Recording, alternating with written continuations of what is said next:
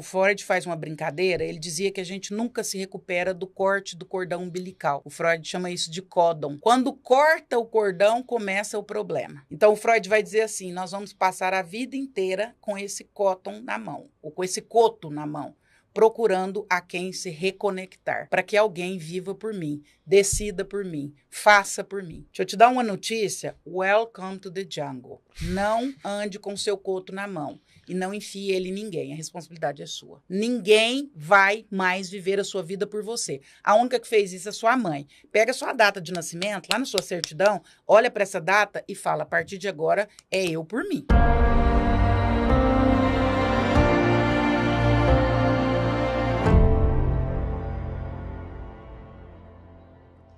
Olá, seja muito bem-vindo, muito bem-vinda ao podcast Meu Momento Místico, conteúdo produzido pela Wimystic Brasil. Eu sou a Vivi Peterson, sou jornalista e astróloga e sou eu quem te faço companhia por esta jornada de autoconhecimento e autodesenvolvimento. Se você estiver acompanhando o nosso podcast em qualquer plataforma de áudio, convido que rapidamente corra no nosso canal no YouTube, já segue o nosso canal, compartilha, ativa o sininho das notificações. O nosso podcast vai ao ar toda quarta-feira com episódios inéditos e hoje recebemos aqui, no Meu Momento Místico, a querida filósofa e psicanalista Andréa Vermont. Que honra! Que prazer tê-la aqui. Obrigada pela oportunidade, pelo convite. Prazer é meu. Andréa, eu vejo muita coisa sua na internet. Ah, que bom. Eu acredito que os nossos telespectadores e ouvintes também já te viram por aí. Mas antes da gente entrar nesses assuntos de mentalidade, né, de autodesenvolvimento, eu queria ir um pouquinho lá para trás. E que história é essa que você é uma ex-freira? Eu estive no convento.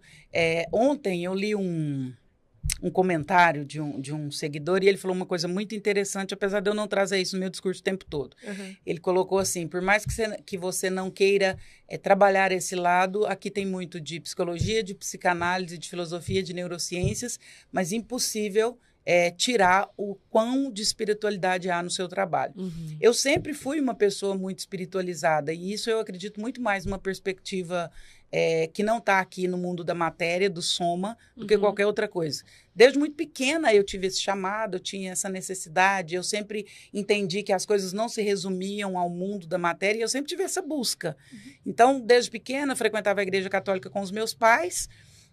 Depois vim de um processo na adolescência, me apartei dessas crenças e foi maravilhoso ter desacreditado de tudo. Depois, por volta dos 19 anos, eu volto para a igreja católica, mas aí numa perspectiva muito mais fervorosa, muito mais de militância. E aí eu fui sentindo um chamado muito grande para essa vida religiosa. E como que eu entendi isso? Eu gostava, e gosto até hoje, muito de duas coisas. Eu sempre gostei muito de rezar. Eu amo rezar. E aí, cada um na sua perspectiva. Rezar sempre me acalmou, me aterrou, me trouxe para um lugar que eu não consigo explicar. E olha que eu gosto de explicar e sei explicar a grande maioria das coisas. Eu não tomo um vinho sem antes estudar muito sobre aquilo. Eu sou muito... mesmo? Sou super racional. Eu gosto de saber sobre o que eu estou falando. A raiz da coisa. E a oração, ela sempre me aterrou, porque ela me trouxe essa ausência de explicação e essa paz num lugar que eu não conseguia entender. Então, eu sempre gostei muito de rezar e eu sempre gostei muito de irmão de rua, que as pessoas chamam de mendigo. Uhum. Eu digo que o cheiro de irmão de rua, eu sempre gostei mais do que de perfume francês. Então, quando eu somei essas duas coisas, eu falei, poxa, freira, rezar e gosta de irmão de rua. Então, assim, eu sempre, desde jovem, eu tinha esse chamado com pessoas que estavam em condição de vulnerabilidade. Certa vez, lá na minha cidade, em Uberlândia, eu tinha 19 anos, estava voltando da faculdade e encontrei um menino com 8 anos, e estava um frio. Devia estar, sei lá, uns 8, 10 graus em Uberlândia. Isso para Uberlândia é muito frio. E ele estava lá perdido na principal praça. E aí eu perguntei para ele, cadê seus pais? Não, meu pai me pôs para fora de casa, tal. Minha mãe não mora mais com ele, sei nem onde mora. E eu moro na rua. Falei, meu filho, mas tá muito frio. Você tá descalço, tá de chinelo, descalço, de short, camiseta. Você vai dormir aqui na praça? Ele falou, vou. Eu peguei ele pelo braço e falei, não, você vai dormir na minha casa. E levei. Cheguei na porta da minha casa, minha mãe falou, o que é isso? Falei, mãe, esse menininho dormir na rua. Falei, eu não tive coragem de deixá-lo dormir na rua. Se a senhora tiver, fica à vontade, manda ele para fora. A minha casa vivia cheio de irmão de rua, que eu pegava e levava para dormir em casa. Hoje, eu imagino que talvez seria uma imprudência. mas na pureza do meu coração e naquela crença tão arraigada de que a gente tinha que fazer alguma coisa e que a gente tinha que contribuir de alguma forma, então isso me chamou muita atenção. Então isso apontou muito para a vida religiosa. E para a vida religiosa, mendicante e de oração. Então eu fui freira franciscana. Então eu vivia da providência divina. Então a gente pedia, se ganhasse, comia, se não ganhasse, não comia.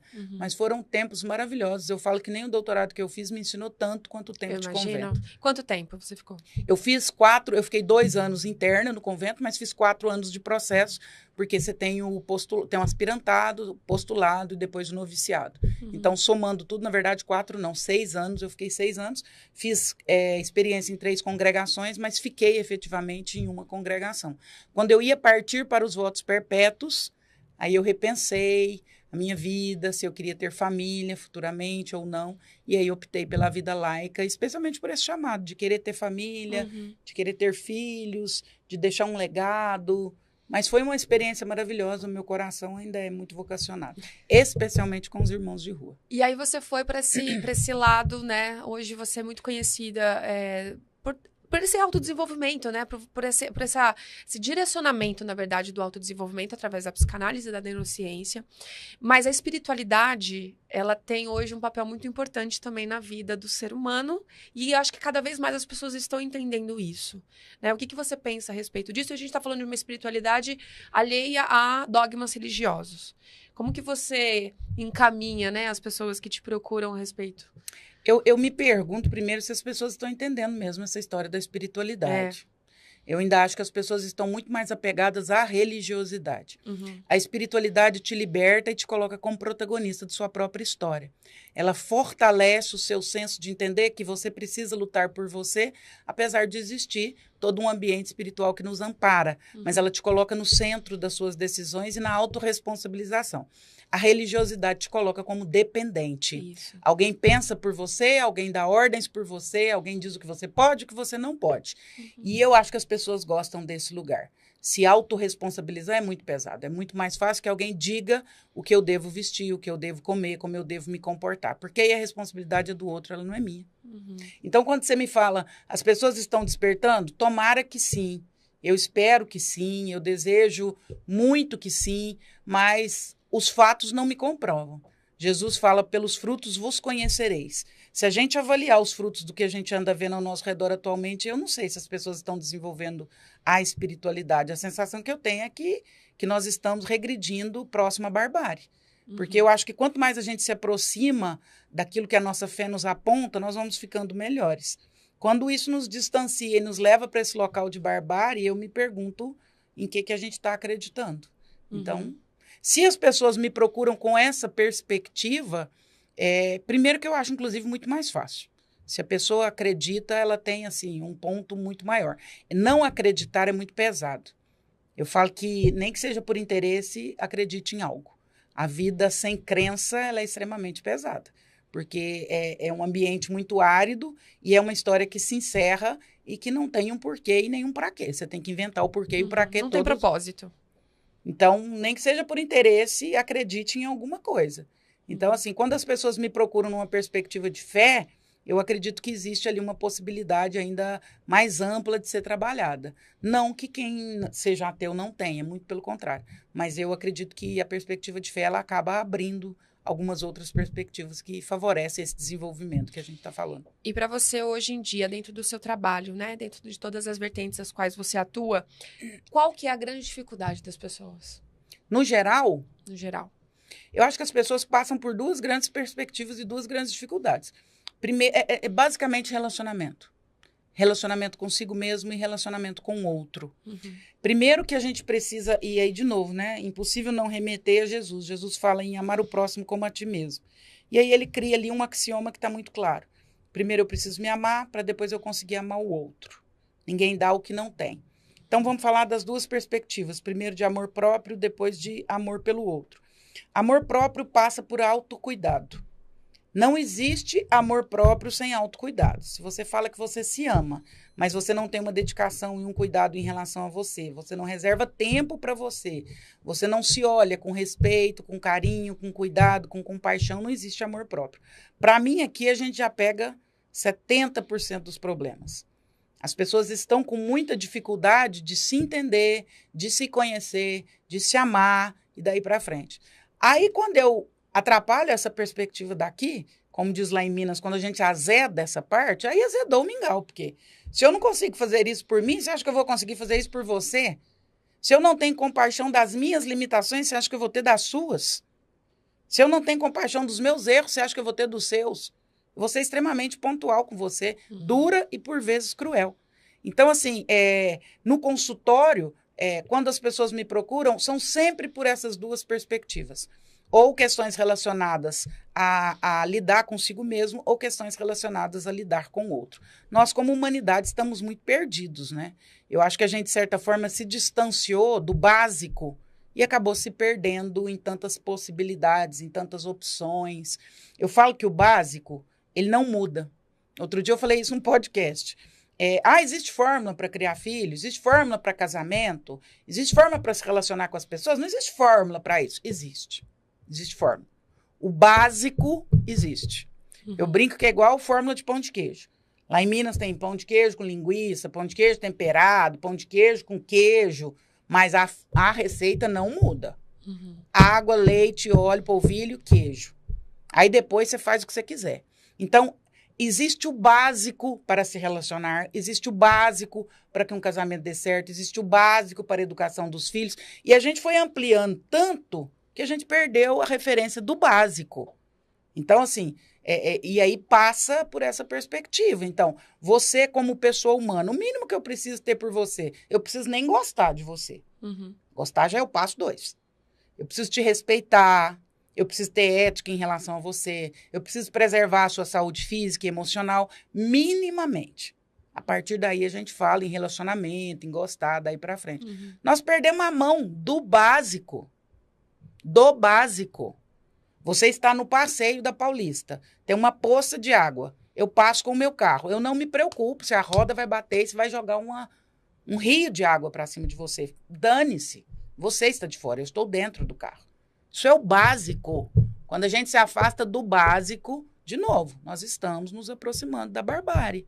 Aí passa por educação de filhos, aí passa por casamento, e aí passa por todas as perspectivas de relacionamento humano.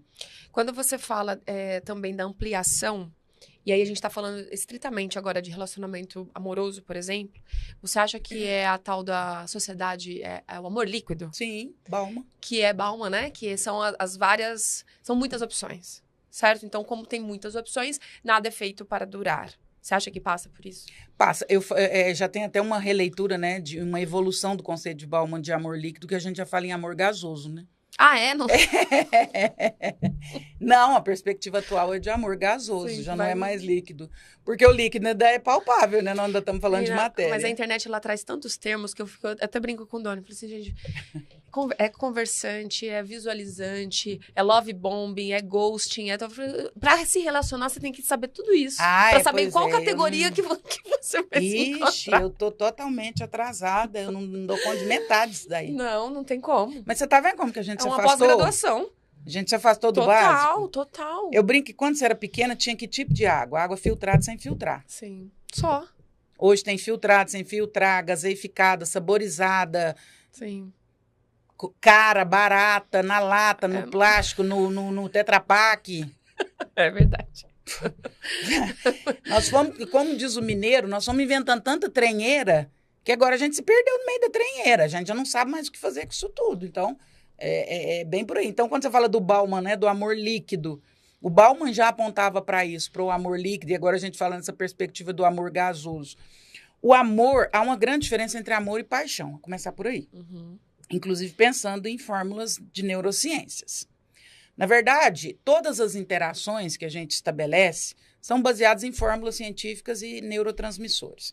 Então, a neurociência é maravilhosa para explicar isso. Porque ela vai dizer assim, não é sentimento, são reações químicas. O amor tem uma reação química, a paixão tem outra reação química. Paixão, amor líquido. Ou relacionamentos líquidos. O amor passa por outra perspectiva. A paixão é movida por dopamina. É rápido o pico, mas desce muito rápido. Um cérebro apaixonado é um cérebro burro. Quando você está apaixonado, você manda um helicóptero jogar 200 quilos de flor, mesmo sem você ter dinheiro. Você pede um casamento com 2 semanas. Você fala que ama em 3 dias. É um cérebro totalmente pirado. É um cérebro afundado numa droga que se chama dopamina. Mas é um relacionamento líquido ou gasoso, porque o pico é alto e desce rápido. O amor é baseado em ocitocina. Ocitocina é o hormônio, é o neurotransmissor da prostração, da demora, do convívio, do afeto. Tanto que animais, quando estão amamentando, antes do leite descer, o que vai acontecer é um pico de ocitocina, que é uma relação da mãe com o animal, da vaca com o bezerro e todos os animais, então. Então, a ocitocina é o neurotransmissor do amor. A dopamina é o neurotransmissor da paixão. Amor líquido, dopamina. Então, nós estamos falando aqui de pessoas que estão viciadas em pico de prazer. Então, eu fico com alguém, mas amanhã isso já passou, perdeu novidade. E amanhã eu preciso de outro pico de dopamina. E eu não estou muito disposta a aguentar os seus mimimis, aguentar você acordar descabelada. Eu não estou muito disposta a isso. Porque dopamina não vive disso. Dopamina vive de pico de prazer. Aquilo que não é prazer me cansa. Me deixa enfadada. Eu quero que você levanta da cama e vá embora logo. Amor líquido. Relacionamento líquido. Quando eu falo de permanecer, eu estou falando de uma outra perspectiva. O que acontece com a humanidade atual? Nós estamos muito viciadas nesses picos dopaminérgicos. E aí os relacionamentos ficam muito difíceis. Porque não dá para ter prazer com uma pessoa que você vive há 6 meses, que você dorme e acorda junto, que você divide conta, que você liga no meio do dia e fala que o gás acabou. É a rotina. Que você está amamentando, descabelada, com uma touca na cabeça, e seu marido chega, você não tomou nem banho, que você passou o dia inteiro dando mamar pro neném, você está no puerpério, você está toda danada. Ali existe uma outra relação. Se alguém busca prazer nessa relação, essa relação já acabou. Porque não tem prazer ali naquele momento. Ali eu permaneço por outras perspectivas. Só que nós estamos ficando viciados em não permanecer. Eu fico só enquanto é bom. Deixou de ser bom, eu procuro outro prazer. E outro prazer, e outro prazer, e outro pico. Exatamente o que acontece com a cocaína, com o crack. É uma droga. É. E dessa sua explicação me vieram 2 perguntas. A primeira... vamos dizer que estamos conversando com pessoas conscientes aqui sobre isso e eu estou nesse processo, mas eu quero melhorar essa minha busca por dopamina o tempo todo. Como que a gente faz esse equilíbrio, né? Pra gente não ter que descontar, por exemplo, em relações, né? Como que eu posso me equilibrar em relação a isso? O ser humano só amadurece na perspectiva da frustração. Quem não é frustrado não amadurece. É o não, é a ausência de prazer, é ter que aguardar os tempos. É sobre maturidade. Tá tudo bem uma criança querer aqui e agora, mas essa criança ela precisa evoluir até ela chegar ao momento de um adulto que sabe esperar, de um adulto que sabe compreender, de um adulto que entende que a vida não é baseada só naquilo que é bom para mim, naquilo que é interessante para mim, naquilo que é prazeroso para mim. Existe a dimensão do outro. Entender que o prazer passa pela perspectiva não só do meu prazer, mas às vezes eu tenho prazer quando eu te dou prazer. Às vezes eu nem gosto de uma comida específica ou de um restaurante específico, mas eu amo a sua cara de felicidade. E eu vou lá porque me faz muito bem te ver feliz. Essa é a perspectiva do amadurecimento. Quando eu não faço isso, eu passo pela perspectiva do eu o tempo todo. E aí não vai amadurecer nunca. Eu brinco que tem gente que de verde vai para podre. Não vai passar pela fase do amadurecer. Igual fruta. Tem fruta que tá verde, no outro dia ela apodrece. E você acha que esse equilíbrio, né, entre... Começa na paixão, até a adolescência fala de um tempo, né, de relacionamento, ou é muito... Um tempo médio, né, dessa coisa da paixão se transformar em amor? Existe isso? Não, isso é muito pessoal. Depende muito.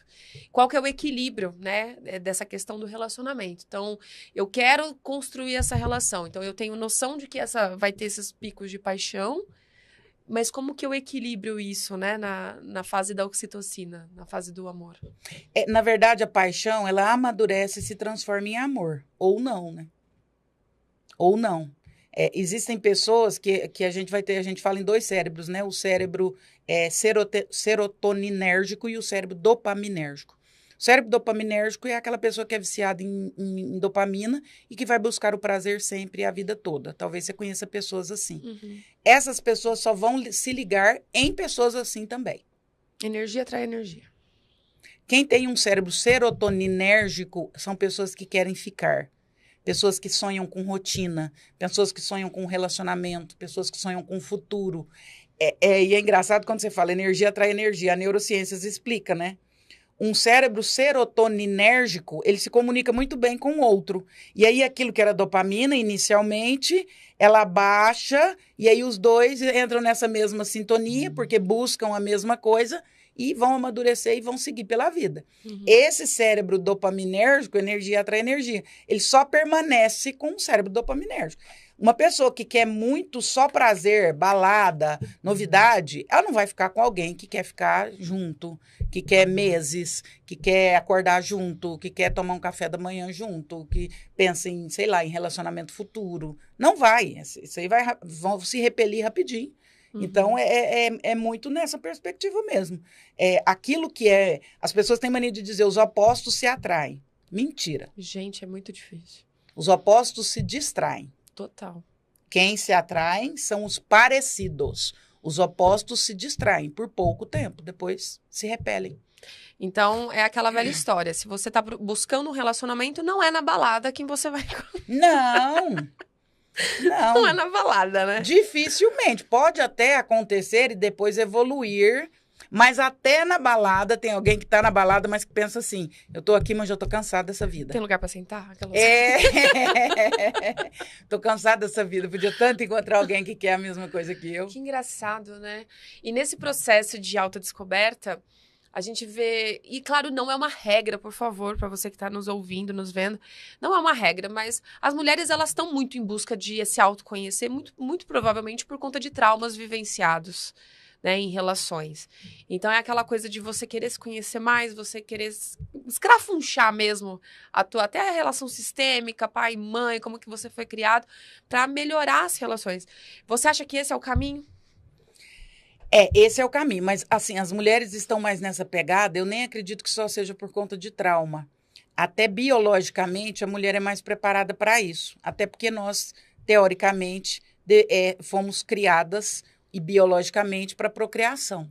E aí nós temos alguns hormônios que vão apontar para isso. A progesterona é o hormônio da prostração. Então, a mulher é naturalmente mais prostrada, mais centrada, olhando mais para si, as coisas ecoam muito mais dentro de uma mulher, as coisas afetam muito mais uma mulher, afetam no sentido grego dessa palavra, afeto, ou ser atravessado por algo. Então, a mulher está mais nessa pegada, ela tem uma leitura mais subjetiva da vida. O homem é muito hard, né? É muito cartesiano, é muito binário. Sim, sim, não, não. Quer, não quer, tô indo embora. É o caçador, né? Eu não vou parar para refletir sobre isso aqui. Não quer, vou chorar, vou pensar por que ela não me quer. Não, gente, uma outra. Vida que segue. Isso é muito biológico. São duas perspectivas diferentes. E não à toa que acabam sendo complementares, né? E você acha que nesse movimento todo, a gente vê muito, a internet ela acaba expondo muita coisa ultimamente, de trazer luz, principalmente essas mulheres que estão batendo no peito, falando que não precisam de relacionamento. O que você acha sobre isso? Polêmico, talvez. Mulheres que dizem não precisam de relacionamento, ou homens que dizem, ou todo mundo anda, ou a grande maioria das pessoas andam dizendo, né? Na verdade, nós somos seres gregários. De novo, a gente tem uma perspectiva de dizer assim, atualmente somos seres tecnológicos. Ok, somos tecnológicos, mas também somos biológicos, também somos psicológicos e também somos fisiológicos. Então, obedecemos à lógica da razão, à lógica da vida, à lógica da alma e à lógica do próprio corpo. Então, temos perspectivas. Então, quando você olha lá para a caverna, nós sempre fomos gregários, nós sempre precisamos de ter alguém junto. O homem da caverna, quando ele saía para caçar, se ele saía sozinho, a chance de um dinossauro engolir ele era muito maior. Então, eu corro e distraio o dinossauro enquanto você taca pedra. O homem entendeu muito cedo, e agora eu estou falando de características biológicas, que sozinho ele era mais frágil. Então, eu estou te dizendo que, historicamente, a nossa biologia concorre para o relacionamento, e não para ser só. Então, isso é biológico, isso está gravado no nosso DNA. Nós, biologicamente, fisiologicamente não, mas biologicamente sim, e psicologicamente também.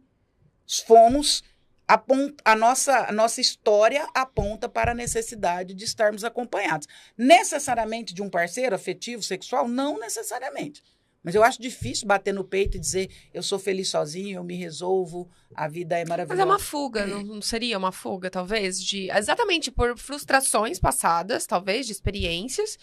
E aí acaba, porque é enorme, assim, esse discurso atual, principalmente de mulheres aí, vamos dizer, 30 a mais, de que é melhor a solidão, porque você se dá muito melhor sozinha, porque tem a questão da autoestima, do autocuidado, porque homem e tal. Aí é uma chuva de crença que fica um pouco complicado realmente você filtrar certas coisas, né? Eu vi recentemente alguns vídeos no TikTok que eles eram complementares. Então, era assim, homens que estavam querendo buscar mulheres, as mulheres querendo, né, não querendo mais. Eu falei, gente, mas por que não se encontram essas pessoas, assim? Parece que Mas virou... a psicanálise vai falar que isso é um mecanismo de fuga e de racionalização. Tá. Você já viu aquela criança que ela fala assim, uma criança fala para outra, me dá o seu sorvete? Aí a outra diz, não te dou. Ela fala, também não queria. Uhum. Então ela racionaliza para ela suportar a frustração de não ganhar o sorvete. Uhum. Parece pessoas que se frustraram com relacionamentos, que se machucaram, que se magoaram, e aí dizem agora, não, eu não quero, não é legal ter alguém, eu sou muito melhor sozinho, sou muito mais bem resolvido, eu não quero uma carga, eu não quero carregar alguém comigo. Você está falando de quem? Você está falando de qual relacionamento? Você está falando de que história? Desculpa, mas você está falando a partir da sua dor. É a sua ferida que você está espremendo. Se você sentar comigo aqui no divã, eu vou te mostrar que você está falando a partir do seu buraco. Uhum. Essa não é uma fala bem resolvida. Essa é uma fala recalcada. Essa é uma fala machucada. Essa é uma fala de alguém que está frustrado e, para suportar a frustração, criou essa pegadinha de eu não quero, é muito melhor. Eu desafio sentar com alguém e que essa pessoa esteja disposta e eu conversar com essa pessoa e não mostrar para ela que ela está falando a partir das suas próprias dores. Eu amo a psicanálise e é a linha que eu escolhi trabalhar. Por quê? A começar pelo nome, psicoanálises. Análises vem do grego quebrar em partes menores. Então, por aí já falou tudo. Se você me narra uma história, eu vou quebrá-la em partes bem pequenininhas, até nós chegarmos na menor parte possível e eu te mostrar o porquê que você está tendo esse discurso. Então, quando a pessoa sustenta esse discurso, vai ter uma dor por trás, inevitavelmente. Então, passa por aí. Quais são as maiores dores que você encontra em consultório, assim, de mulheres ou homens que trazem essa questão de relacionamento? Na verdade, homens e mulheres estão muito perdidos, né? Também com essa sociedade gasosa, líquida e etc. Aí tudo se encontra, se encaixa, né? Traumas, experiências com muita opção e dopamina. Mas tá. As mulheres se perderam no papel e os homens não sabem o que as mulheres querem. E aí eles não têm o que oferecer muito, porque eles não sabem o que elas querem. E aí eles também se perderam no papel. Você acha que é uma perda de papel? Eu acredito muito que passa por essa perspectiva. De novo, né? Não estou falando de sexualidade, não estou falando de feminismo, não estou falando de machismo, não passa por essa leitura. Eu estou falando que existem papéis biológicos e psicológicos que obedecem uma regra, uma ordem ou uma lógica. As pessoas se perderam nos papéis. Então, você senta com uma mulher, por exemplo, no consultório, e quando ela faz uma narrativa do parceiro que ela quer ou gostaria de ter, ela se perde nesse discurso. Ela não sabe muito o que ela quer, o que ela não quer. Você quer um homem que cuide de você? Você quer um homem que seja provedor, protetora? Não estou falando que esse é o ideal, não. Só estou falando assim, o que você quer? Antes de eu te oferecer o que eu tenho, primeiro eu preciso saber o que você quer. É igual quando as pessoas me contratam para palestra. Gostaria de fazer uma palestra do Dr. André Vermont. Qual que é a sua expectativa para esse evento? Para ver se eu consigo te atender. Então, antes que eu possa te oferecer algo, primeiro eu preciso saber o que você quer, até para saber se está dentro do meu escopo. Então, quando você não sabe o que você espera do outro, o outro não sabe se ele tem para te oferecer. Os homens, idem. Os homens se perderam também. Porque como eles já não sabem o que as mulheres querem, parece que eles ligaram o botão do F também e falaram, dane-se. Então, eles se perderam nos papéis, eles disputam o espelho com as mulheres e ficam lá 200 mil horas lá se perdendo se perdeu no papel, já não sabe o que oferecer, já não sabe o que, é que uma mulher precisa, já não sabe o que, é que faz uma mulher se sentir melhor, mais feliz, mais realizada dentro da sua perspectiva. Você vai olhar na rua, nos relacionamentos, dentro dos restaurantes, é uma coisa absurda, absurda. Mulheres fazendo situações que não... E homens idem. Você não acha que é o excesso de mulheres muito guerreiras, muito excesso de yang? Então, eu vou jogar, polêmica. Xena. Xena, adoro. Adoro esse termo, mulher xena. Lança o cavalo e vamos, né? E os homens, talvez, ainda filhinhos de mamãe? Talvez? Mulheres extremamente fortes e homens extremamente fragilizados. Que hora que isso vai dar certo? De novo, biologicamente, testosterona, hormônio da força. Se você pegar agora e fazer um teste de testosterona em você e um teste nele, ele tem 10 vezes mais que você. As fibras musculares dele são 10 vezes maior que a sua. A força que ele consegue puxar é 10 vezes maior que a sua. Eu estou falando que, biologicamente, o homem foi feito para proteger e fazer lá os papéis dele. Não é uma discussão feminista, machista, Não, eu estou falando biológico. Biológica, lógica da vida. A mulher, naturalmente, ela é mais prostrada, até por todas as questões hormonais. Então, não sei se você tem filhos, mas, por exemplo, você tem filhos e ali nós estamos assistindo televisão um dia de domingo. Aí o menino sobe na estante, sobe não sei na onde, cai e rasga a cabeça. Aí você fala pro seu marido, gente, eu deixei ele 5 minutos com você. Você não viu isso? Ele vai te responder, não. E ele não viu mesmo, porque o cérebro do homem tem uma tendência a hiperfoco. O homem, quando ele está vendo televisão, ele está vendo televisão. O homem, quando ele está pensando em sexo, ele está pensando em sexo. Então, você está falando, nossa, hoje eu estou tão cansada, nossa, hoje aconteceu isso, aconteceu aquilo. E ele está pensando, nossa, que hora será que nós vamos namorar? Não tem essa... Então, nós estamos falando de biologia. E aí, os papéis vão passar por essa perspectiva. Então, é nisso que eu estou falando que nós estamos nos perdendo, nessa linha aí. Caramba, e é engraçado porque, e ao mesmo tempo, junto com tudo isso, vem a falta de comunicação, né? Justamente para entender também, para você conversar, para você... Você atende casais, Andréia? Atendo. Eu imagino como que é o meio de campo ali. Mas tem casais que realmente é mais fácil de entender ou não? Ou fica nessa guerra também? Como é que... É tão interessante. Os meninos, meus produtores, brigam que eu não posso contar causa, mas eu fico Fala que foi um amigo seu que te contou. Eu fico agoniado para contar causa. Não, mas cientificamente você pode relatar casos desde que você não exponha. Faça. Enfim. Atender casal é um desafio tão grande. Eu atendi alguns dias atrás uma situação de um casal que estava buscando solução para os filhos, enfim. A discussão não era o filho, não eram os filhos, eram as dores dos dois. Ao final da sessão, eu falei, percebeu que vocês me procuraram para ajudar em relação à filha de vocês, mas vocês não falaram. É uma troca de ele não faz isso. Ah, mas ela não sei o que lá. Mas ele é muito não sei o quê. Mas ela... Então, é tão complexo, de novo, né? Aí dá vontade de sentar um separado, sentar o outro separado. E eu sou muito direta e muito objetiva, né? E talvez até pela minha formação, hoje eu até pensava um pouco antes dessa entrevista para vocês. Eu sou formada em filosofia, psicanálise e neurociências. A filosofia me provocou e abriu alguns buracos e algumas perguntas dentro de mim. A psicanálise me levou num mergulho para o inconsciente. E a neurociências me explicou como que o cérebro funciona. Então, essas três se complementaram. Então, as coisas, para mim, elas são muito simples de se entender. Tem hora que eu tenho vontade de sentar com o marido e falar, lindo, deixa eu te explicar. A, B, C, D, F, G. Aí sentar ela também separada e falar, linda, senão eu posso ficar aqui 20 anos com vocês dois que não vai dar certo. Se vocês dois não fizerem o básico, de novo, a receita do pão de queijo, aí depois a gente começa a inventar. Mas vamos fazer o básico. Nós não estamos fazendo o básico, por isso que as coisas não vão prosperar, não vão dar certo. Não dá para pensar na fase 2 do videogame sem antes ter passado. Exatamente. Com certeza.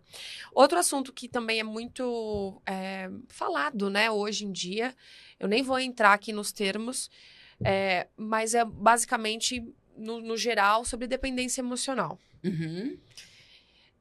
Como que você vê essa quantidade de pessoas que realmente elas se encontram em estado de dependência, sejam com seus parceiros atuais, sejam com ex-relacionamentos? Como que você vê essa... E eu vou fazer uma pergunta junto. Pessoas que têm essa consciência, e por que é tão difícil mudar esse padrão? Dependência emocional. Então, vamos partir da palavra dependência, antes até de pensar no emocional.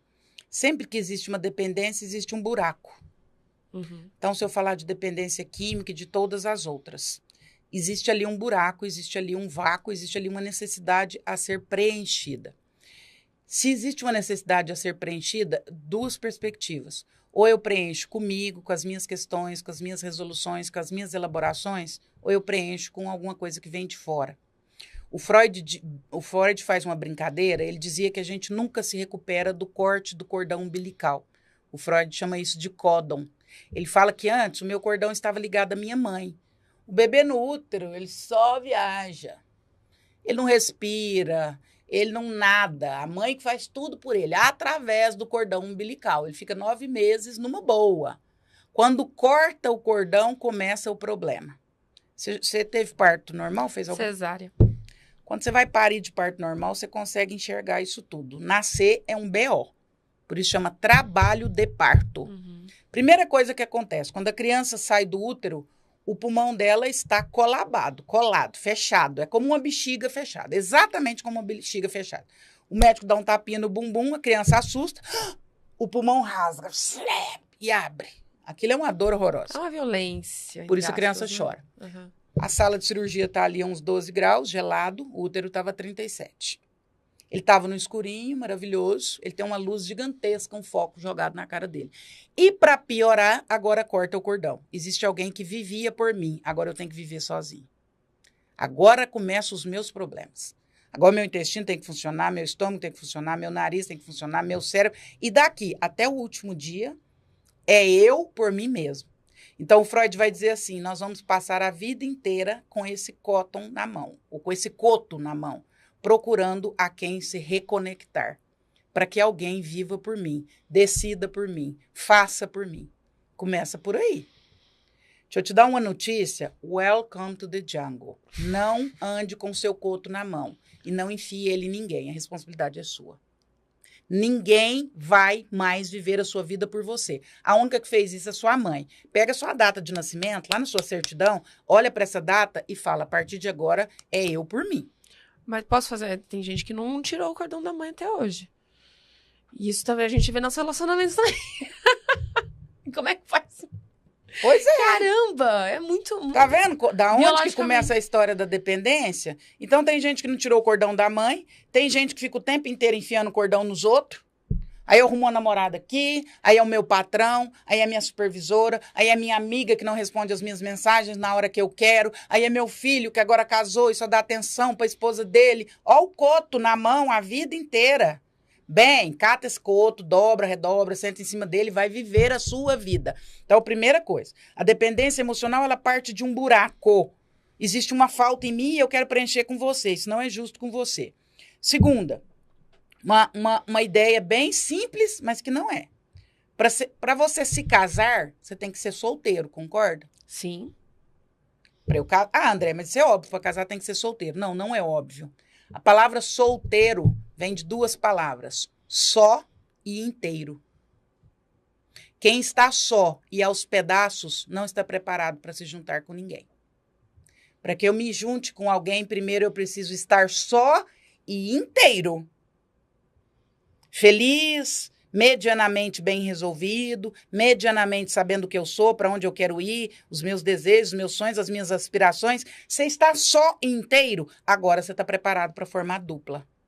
Dupla não é metade que me completa. O outro não me completa, ele me suplementa. Suplementar é eu já sou bom, mas agora eu transbordo. Uhum. Complementar, eu falto e você precisa me completar. E se você sai de mim, eu quero te matar, porque eu sou infeliz sem você. Eu sei que um relacionamento é bom quando eu digo assim, eu sou infinitamente melhor quando eu estou com você. Eu, André, já sou boa, mas quando nós duas estamos juntos, nossa, é fantástico demais. O teatro é bom, o chopp é bom, a risada é boa, o passeio é gostoso, você me suplementa, você me transborda.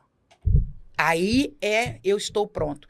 O que acontece com a dependência emocional? A dependência emocional, nós precisamos dar um passo atrás nessa discussão. A culpa não é do outro. E não vamos falar em culpa, vamos falar em responsabilidade. A responsabilidade é sua de se auto-preencher. O coto é seu. Eu sei que é difícil nascer. Eu sei que é duro nascer. Eu sei que dói nascer. Mas a gente precisa. Se a gente fica mais um dia dentro da barriga da mãe, a gente morre. Então, nascer não é nascer não é uma possibilidade. Nascer é uma necessidade. Eu não escapo disso. Então, nasceu, não tem mais o que fazer, lindo. Então, agora, assuma a responsabilidade.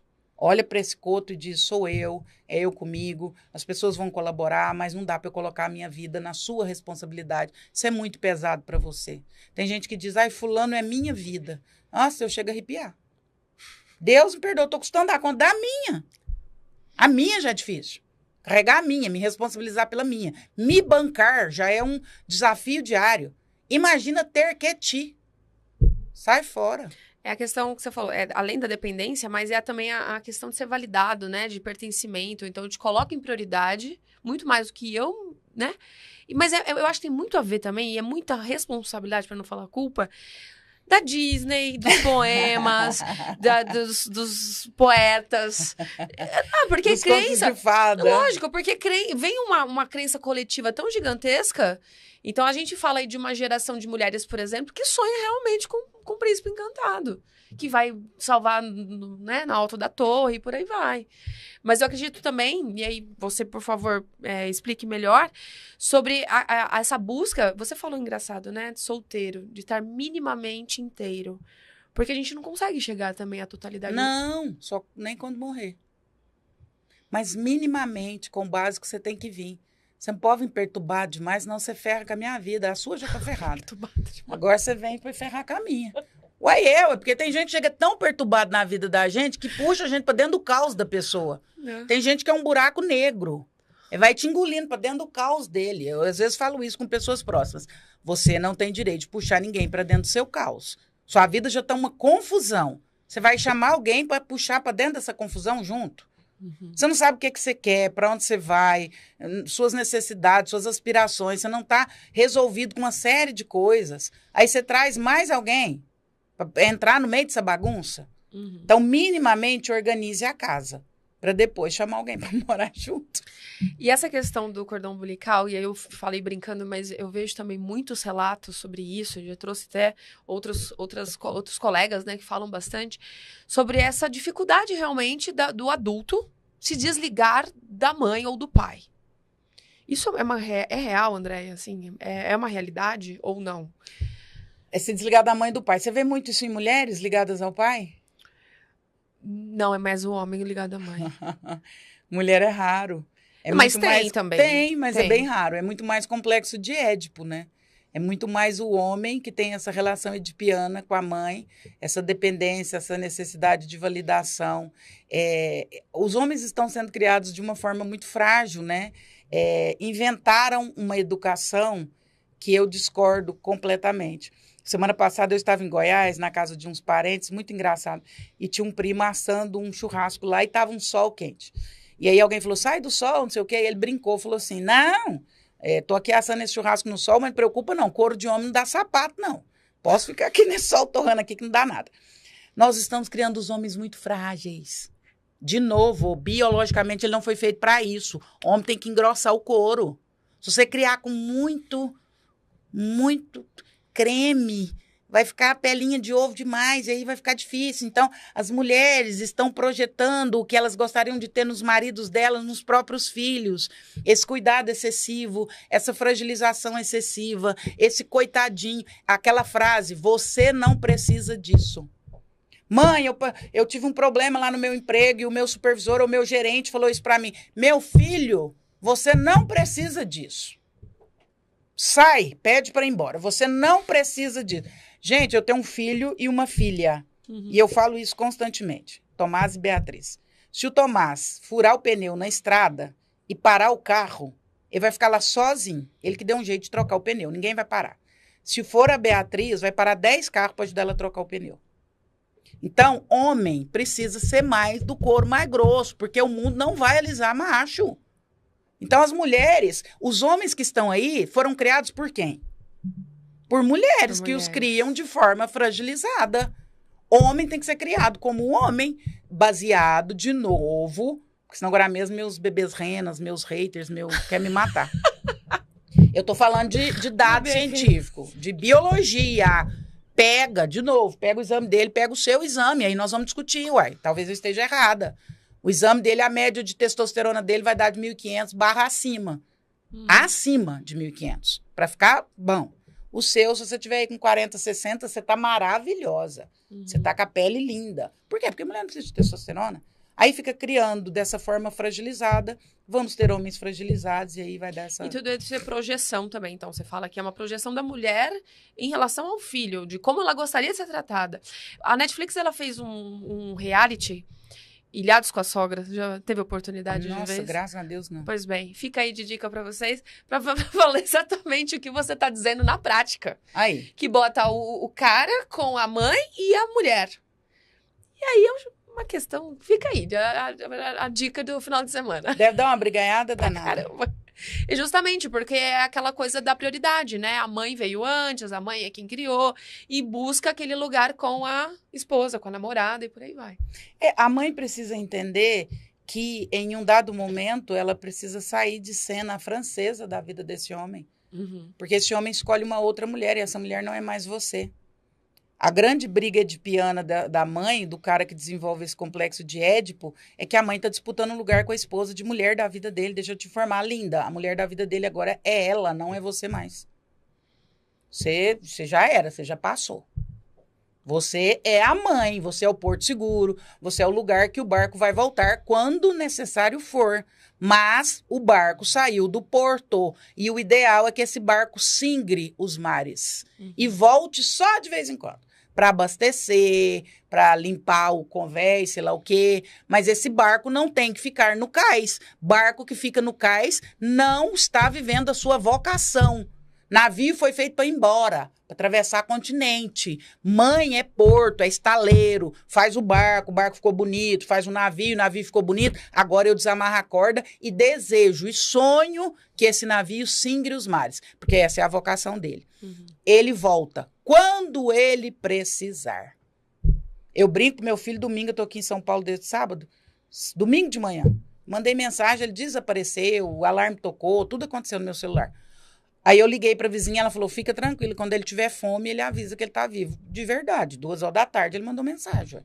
Porque ele tava com fome, ou seja, ele me procura quando ele precisa, ué. Ele tava com a namorada dele, ué. Lógico. Em casa, num quarto, com ar-condicionado, com vida boa. Você vai lembrar de mãe, hora dessa? Eu, com 24 anos, se eu tivesse uma namorada no quarto, um ar-condicionado, eu ia estar pensando na minha mãe? Que é isso? A última coisa que eu ia lembrar é que a minha mãe existe. Mas engraçado, e até nas minhas próprias experiências enquanto astróloga de atendimento... É mesmo, você que pode me falar mais. Agora mesmo eu que vou te entrevistar. Tá bom. Tem uma questão muito... Eu atendo muito mais mulheres do que homens, e elas falam muito também da questão da dependência com a mãe.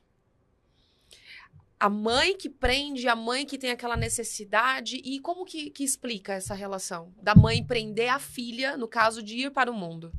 A mãe que prende a filha ir para o mundo? É. De segurar? De segurar. Então, é aquela coisa da lealdade, talvez. Lealdade é a história dela, né? Ela não fez e ela não quer que a filha faça. E ela não quer que a filha faça. Eu falava isso com meu esposo ontem, jantando. Sobre a minha filha, né? Falei assim, eu vejo que a Bia está ficando cada dia mais distante. E eu sofro por isso, porque eu sou muito ligada a ela. Mas esse sofrimento é meu e não é dela. Eu não posso passar isso para ela. Eu preciso desejar que ela vá. Eu não posso querer que ela fique refém de uma história que é minha. Passa até por uma perversão inconsciente, né? Se você tem uma filha, parece que aquilo que eu não vivi, ela também não tem direito de viver, né? Parece que ela tem que ficar presa à minha história de vida. Ela tem que ficar presa a ir só até onde eu fui. Mas você acredita, tem muito. Muito, mas muito, assim, eu atendo muito, assim, mulheres que realmente falam assim, eu não me relaciono porque a minha mãe não deixa, por exemplo. E nós estamos falando de mulheres de 28, 30 anos, 32. Por a mãe não ter sido feliz, aí incute na cabeça da filha que homem é isso ou aquilo. E aí vai fazer o mapa astral e você vê que você tem possibilidades, aquelas coisas, mesmas coisas, né, na terapia. Mas é muito engraçado essa lealdade. Mas é tão interessante quando você fala assim, mães que incutem na cabeça das filhas que homem, 3 pontinhos. Uhum.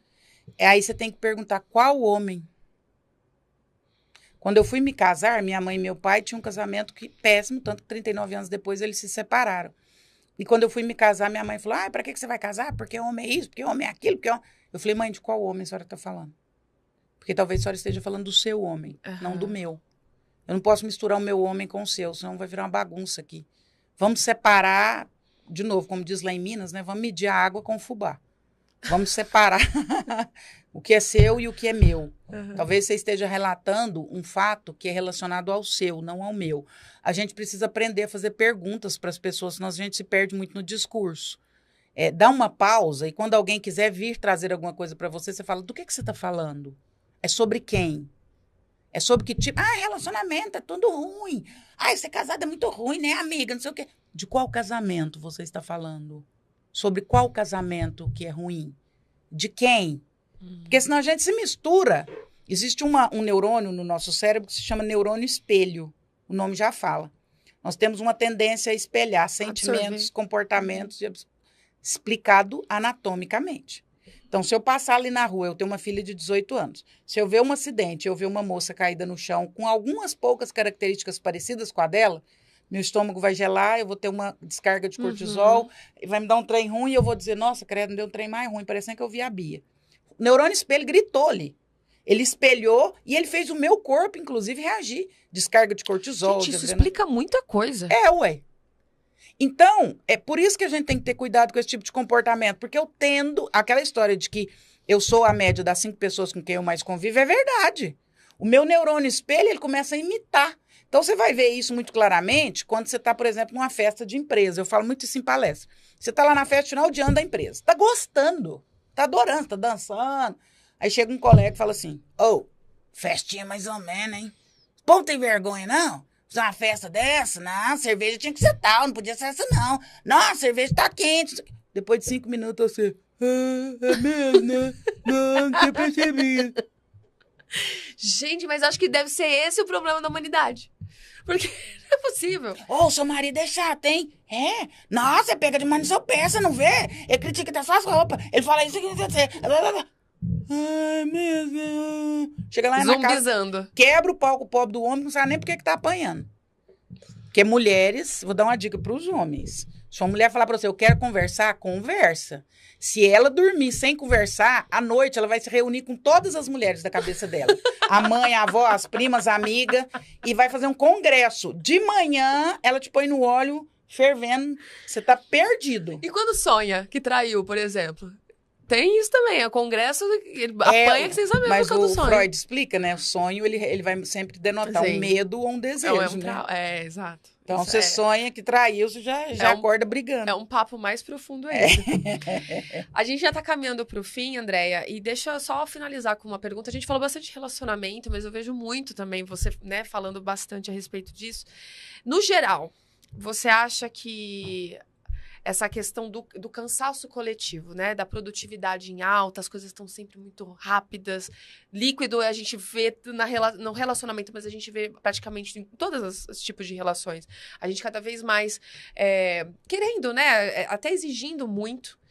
Você acha que a gente caminha em algum momento para autocentramento, autorresponsabilidade, ou a gente está longe ainda? Eu espero que sim. Eu vou pegar 2 músicas. Eu vou pegar The Wall, do Pink Floyd, 1970, eu acho, né? Pega aquela música, pega a tradução daquela música e pega aquele clipe.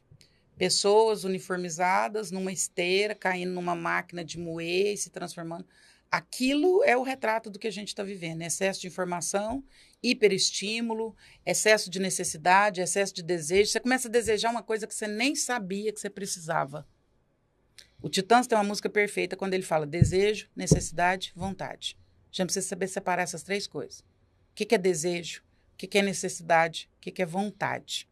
Então, vivemos em um mundo acelerado que nos estimula o tempo todo, que nos faz consumir o tempo todo, que nos faz diminuir o tempo todo. Se você pega os eletrodomésticos que tem na sua casa, todos foram criados para reduzir o seu tempo, para que você ficasse menos tempo envolvida.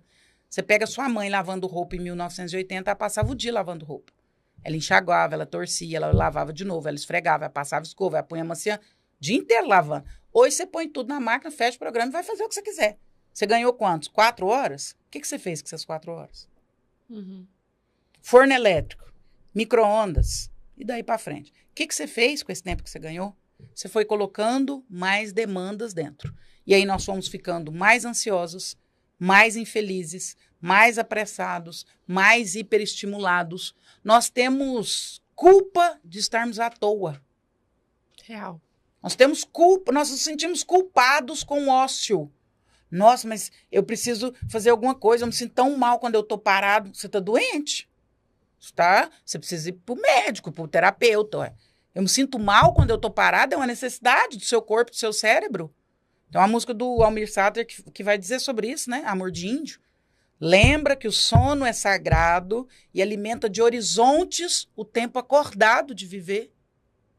Eu preciso dormir para que o tempo acordado faça sentido, senão eu adoeço. O alimento só faz sentido pelo tempo que a abelha ficou parada, descansando. Então, tem toda uma perspectiva de aceleração. Aí você me fala assim, você vê com perspectiva, com esperança que a gente esteja caminhando para uma desaceleração? Aí, já que eu tô tão musical, né? Tem uma música do Lulu Santos que ele fala assim, eu vejo um novo começo de era, de gente fina. Eu emociono fácil. Eu sou de riso fácil, choro fácil. Gente fina, elegante, sincera. Eu espero muito que isso esteja acontecendo. Eu espero muito que os meus filhos herdem esse tempo. Eu espero que surjam pessoas finas, elegantes e sinceras. Eu espero que as pessoas tenham tempo para colocar o pé no chão, que as pessoas tenham tempo para respirar, que as pessoas tenham tempo para se espantar. A filosofia nasce do espanto. Um dia, Tales de Mileto olhou para o céu e falou, poxa, tem um monte de negócio pendurado, luz. E aí ele começou a se perguntar o que era aquilo. Ali nasce a filosofia. A filosofia nasce do espanto, do olhar e dizer, que flor maravilhosa é essa que brotou hoje? Eu não tinha visto isso aqui no jardim. Quando eu perco a capacidade de me espantar, as coisas desaparecem. Quando você perde a capacidade de se espantar com o marido maravilhoso que você tem, todos os dias de manhã, seu marido já não... A gente tem que acordar ou teria, né, que acordar todos os dias de manhã, pensando, cara, que marido massa que eu tenho. Tem lá as limitações dele, mas passou por isso, esteve comigo. Cara, que massa, olha esses meninos. A gente tinha que acordar todo dia de manhã e olhar na cama dos nossos filhos e falar, nossa, que beleza, que meninaiada é essa aqui? Enjoada, dá trabalho, catarrento, mas bom demais, dá sentido à minha vida, me faz querer lutar, me faz querer ganhar dinheiro. A gente tinha que se espantar todo dia. O contrário do se espantar é o acostumar-se. Quando eu me acostumo, com tudo que eu me acostumo, eu apago. Deixa de existir. Então, a minha esperança, e talvez por isso eu esteja aqui, talvez se não fosse por isso, talvez eu não estaria entrando nesses embates atuais, é que nós tenhamos pessoas melhores a cada dia, a cada mês, a cada ano. Se o conhecimento libertar e fazer sentido, eu estou aqui para isso. Eu tenho certeza. Jesus fala, conhecereis a verdade e a verdade vos libertará. De qual verdade Jesus está falando? Jesus está falando da verdade com V maiúsculo. Jesus está falando de perspectivas libertadoras que te fazem um ser humano melhor. Se você me ouve, isso faz de você um ser humano melhor, esta é a verdade. Se você vai para um lugar e aquilo que você ouve te diminui, te faz menos, esta não é a verdade. Esse é o critério. Perfeito. Maravilhoso, gente. Olha, até o Doni ali. Doni da... Andréia, foi um prazer te conhecer. Prazer foi meu, querida. Tô muito feliz. Eu tô muito feliz, realmente, né, com essa oportunidade. Para mim, esse podcast é sempre uma escola. Eu tenho muita honra de estar aqui trocando e aprendendo. Então, muito obrigada mesmo. Eu que agradeço. Por ter vindo. A Imística, como a gente estava falando, além de site, de podcast, enfim, de produtora de conteúdo, nós temos uma loja. A gente queria te presentear. Ai, que delícia! Com 2 produtos da loja, que acredito que vai caber muito bem aí pro seu momento. Pode ser para... que delícia! Sente esse pequenininho que chegou aí. Ai, eu amo. Esse também. É um desse aqui, ó, mas com outro aroma. Ai, que show! Nossa, que maravilha! De lavanda. Eu ia falar. É bom pra lavanda dormir, pura não é? Também. Mas ele traz uma sensação de Nossa, bem-estar vou ao longo acessar do a loja dia. de vocês, eu não conhecia. Ao longo do dia, sim. Que sonho. E esse aqui também é um aroma bem gostoso. Ele é mais ou menos parecido com esse aqui, ó. Ai, adoro esse Mas ele de cheirinho. serenidade. Que barato. Então, acredito que vai compor bem aí, né? Olha, na sua gente, casa. que coisa mais maravilhosa. E eles têm Obrigada pedrinhas pelo carinho também, de vocês. né? Então, olha que coisa linda. Que lindo. É uma forma de você não esquecer desse momento por aqui. De forma nenhuma. E Energia claro, né, maravilhosa de vocês. ter vindo aqui para conversar com a gente. Muito obrigada, Eu Andréia. que te agradeço. Gratidão. Eu tive um professor Mário, professor de filosofia. Quando eu fiz doutorado, eu tinha uma ânsia de falar os trem que eu estava estudando. Ninguém queria parar para ouvir, né? Quem quer ouvir alguém falando de filosofia da mente? E quando alguém parava para ouvir, eu ficava muito empolgada. E aí um dia ele viu e ele falou assim para mim: minha filha, toda vez que você tiver plateia e audiência, que seja só uma pessoa, se alguém parar para te ouvir, reverencie essa pessoa. Exato. Então, eu reverencio você, reverencio o podcast, reverencio o querido que está aqui, os meninos que vieram comigo. Obrigada pela oportunidade. Deus abençoe vocês. Tomara que tudo flua da melhor forma possível. Gratidão para todos nós. Amém. Gratidão. Obrigada. E é isso aí. Depois dessa aula, com certeza você vai compartilhar, vai comentar aqui, deixa seu comentário, a gente vai mandar para Andréia depois. E semana que vem eu estou de volta por aqui. Um grande beijo, um abraço e até lá.